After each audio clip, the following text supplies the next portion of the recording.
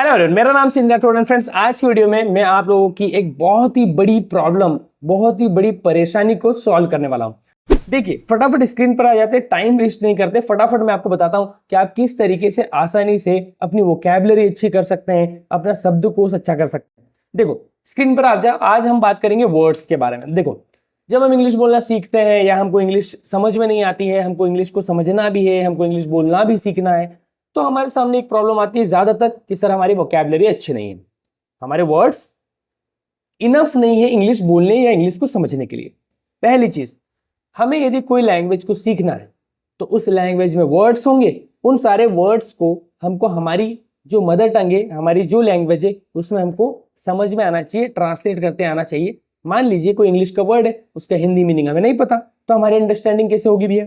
हमको समझ में नहीं आएगा कि भैया क्या बोला जा रहा है। हम कहीं सुन रहे हैं इंग्लिश को, कहीं देख रहे हैं, कहीं पढ़ रहे हैं, हम नहीं समझ पाते कि क्या कहा जा रहा है, क्या लिखा हुआ है। क्यों? क्योंकि हमें हमारी जो इंग्लिश के वर्ड्स हैं उसका हिंदी मीनिंग नहीं पता, उसका मतलब नहीं पता। इवन यदि आपको इंग्लिश में भी उसका मतलब पता है, हमारी अंडरस्टैंडिंग हो, हमारा दिमाग उसको समझ पाए कि बोला क्या जा रहा है। तो कुल मिला के हमारी वोकैबुलरी नहीं अच्छी है, हमारा शब्दकोश नहीं अच्छा है। अब हम मुझसे बहुत सारे स्टूडेंट्स पूछते हैं कि सर मेरी वोकैबुलरी कैसे अच्छी होगी।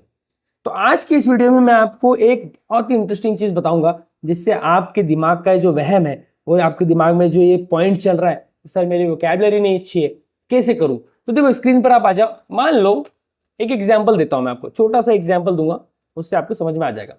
मान लो कि एक वर्ड है, मैंने लिखा, एक कोई भी वर्ड लिख दिया, मैंने लिखा प्ले। एक वर्ड है प्ले। ये जो वर्ड है, ये प्ले वर्ड जो है,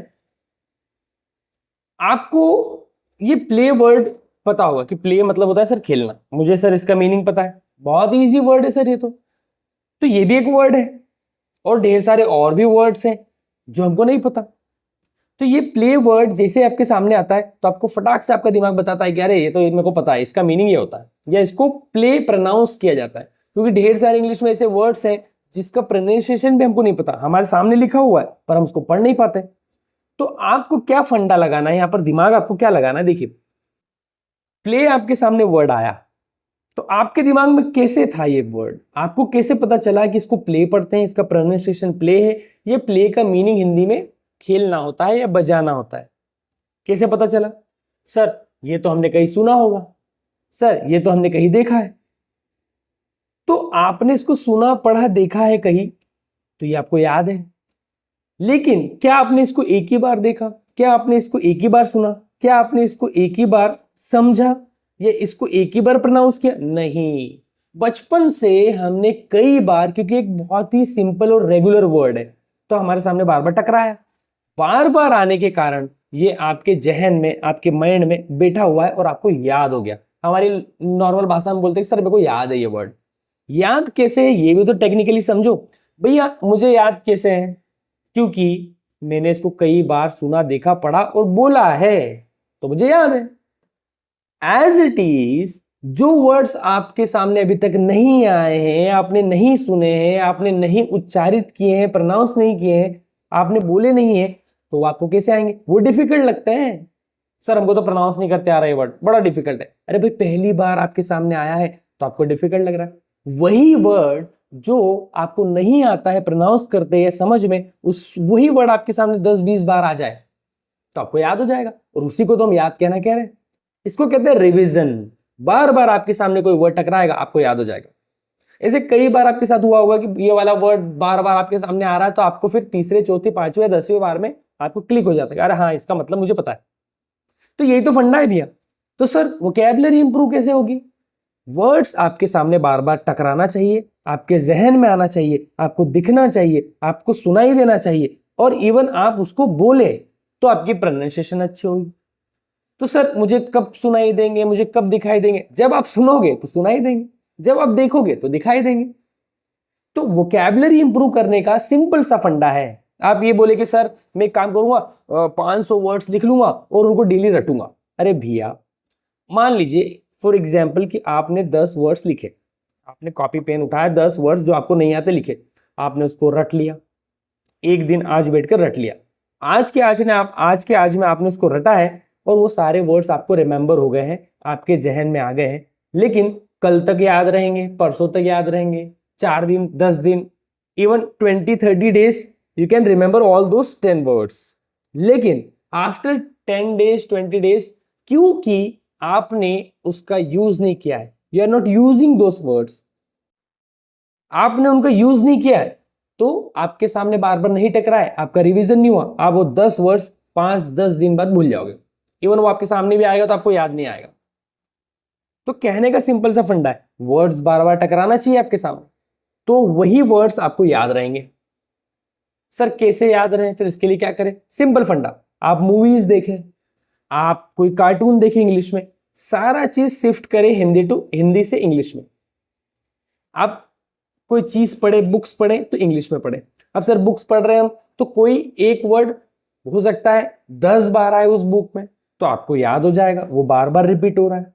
आप कोई वीडियो देख रहे हैं, कोई मूवीज देख रहे हैं, तो मूवीज में कोई फ्रेज है, कोई वर्ड आया, इस मूवी में वो वर्ड आएगा, अगली मूवी में और आएगा, फिर और कभी और आएगा। इस तरीके से जब बार बार आपके सामने वर्ड्स टकराएंगे तो आपको आपके जहन में अटक जाएंगे, वो आपको याद हो जाएंगे। जैसे कि ये आपके सामने दिख रहा है प्ले, ये एक वर्ड है, इसी तरीके से ढेर सारे वर्ड्स आपके सामने आएंगे और वो आपको याद होते चले जाएंगे। तो यही तो फंडा है, यही फंडा हम नहीं समझ पाते और बोलते sir I can't remember English words and I can't pronounce those all English words. तो सर मेरे को प्रोनाउंस नहीं करते आ रहे, सर मेरे को याद नहीं हो रहे। अरे याद करने की यही टेक्निक है, आपको रिवाइज करना होता है और रिवीजन करने के कई तरीके हैं। आप कोई भी तरीका, रीडिंग करो, वॉचिंग करो, लिसनिंग करो, सुनो, बार बार वर्ड्स आपके सामने टकराएगा, याद हो जाएगा। कई ऐसे वर्ड्स है जो हमारी डेली लाइफ में यूज होते हैं, जैसे एक टेंशन वर्ड है, सर बारे मेरे को बहुत टेंशन हो रहा है, मुझे बहुत हेडेक हो रहा है। तो कोई अनएजुकेटेड पर्सन भी जो है, गांव का सिंपल सा बंदा है जो एजुकेटेड नहीं है, वो भी ये वर्ड का यूज करता है, बहुत सारे वर्ड्स का यूज करता है कि अरे मैं टेंशन में हूँ, मेरे को मेरा हेडेक हो रहा है। उनको मालूम नहीं है कि हेडेक का हिंदी मीनिंग क्या है, लेकिन वो रेगुलर वर्ड हो गया है, वो उसका फील समझते हैं कि हेडेक मतलब कि भाई झंझट, टेंशन मतलब कि भैया टेंशन हो रहा है, तनाव। अब तनाव नहीं पता उसको, पर टेंशन का उस वर्ड का मीनिंग पता है, उसका फील पता है, उसका इमोशन पता है उसे। तो एज इट इज हम भी क्या करें, वर्ड्स के मीनिंग इस तरीके से याद करें, इसी तरीके से रिवाइज करके हमारे सामने बार बार आएंगे तो हमको याद हो जाएंगे। तो फ्रेंड्स ये था आज का हमारे वीडियो का पर्पस, कि मैं आपको बताऊं कि किस तरीके से आप माइंड में सारे वर्ड्स रिमेंबर रख सकते हैं, याद रख सकते हैं, आपके जहन में रख सकते हैं। और यही एक तरीका है कि वर्ड्स को आपके सामने बार बार आना पड़ेगा। जब तक वर्ड्स आपके सामने बार बार नहीं आएंगे तो आप उनको नहीं सीख पाएंगे, आपको ना याद होंगे, आप 8-10 दिन 15 दिन बाद उसको भूल जाएंगे। यदि आप रट्टा मार रहे हैं तो रट्टा ना मारे, बार बार आने दे, ऑटोमेटिकली आने दे, आप उसको आपकी डेली लाइफ में लेकर आए, रीडिंग चालू करें, वॉचिंग चालू करें, लिसनिंग चालू करें, डिस्कशन चालू करें, उन वर्ड्स का यूज करें, जब जाके वो आपके जहन में, आपकी जबान पर अटकेंगे और आप बार बार यूज करेंगे, then you can remember those all words forever, हमेशा के लिए याद हो जाएंगे, क्योंकि बार बार आ रहे हैं।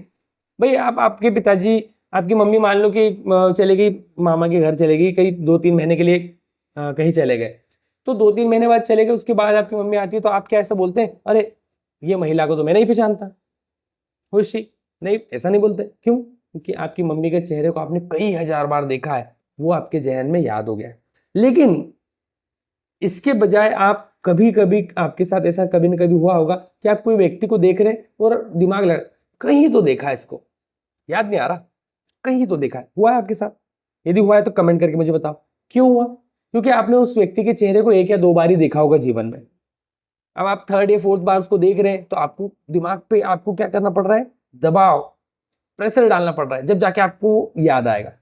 तो सिंपल फंडा है कि भाई कोई चेहरा हो, कोई व्यक्ति हो, कोई चीज हो, बार बार आप उसके सामने आएगी, आप सुनेंगे, देखेंगे, बोलेंगे तो याद हो जाएगी और वो कंठस्थ होगी, फॉरएवर के लिए आपके जहन में रहेगी। तो ये कुछ एग्जाम्पल के थ्रू मैंने फ्रेंड्स आज के वीडियो में आप लोगों को बताया। आई होप कि आपको पसंद आया होगा, और यदि आपको पसंद आया है तो आप बिल्कुल बताइए मुझे कमेंट में। कमेंट करना है कि आपको ये आइडिया कैसा लगा। मैं यही आइडिया यूज़ करता था और मैं जो मेरे एक्सपीरियंस है उसके साथ वो सारी चीज़ें आप लोगों के साथ शेयर करता हूँ। आई होप आपको पसंद आया होगा। मैं ज़्यादा बोलता नहीं हूँ, लेकिन आप यदि ये वीडियो देख रहे हैं तो प्लीज़ एक्शन एकेडमी के चैनल को सब्सक्राइब करें, अपने फ्रेंड्स के साथ शेयर करें, वीडियो को लाइक कर देना है और कमेंट करके मुझे जरूर बताना है कि वीडियो कैसा लगा। हम मिलेंगे फ्रेंड्स एक नेक्स्ट इंटरेस्टिंग वीडियो के साथ। तब तक के लिए keep growing, keep learning and we can do it. Tata, bye bye.